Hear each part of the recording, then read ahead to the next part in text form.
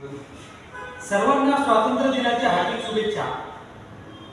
15 August 1947 ला भारत स्वतंत्र झाला आणि स्वातंत्र्याच्या योगदानामागे असंख्य क्रांतिकारकांचे योगदान हे मोलाचं होतं।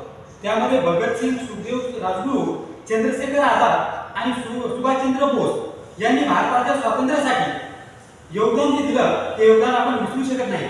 सुभाषचंद्र बोस यांनी स्वातंत्र्य एकत्र करण्यासाठी, सर्व लोकांना एकत्र करण्यासाठी एक वाक्य म्हटलं होतं, तुम मुझे खून दो मैं तुम्हें आजादी दूंगा।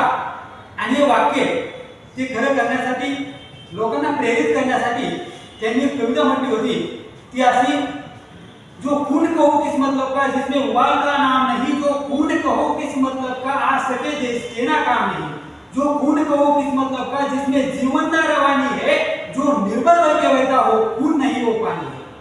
उस दिन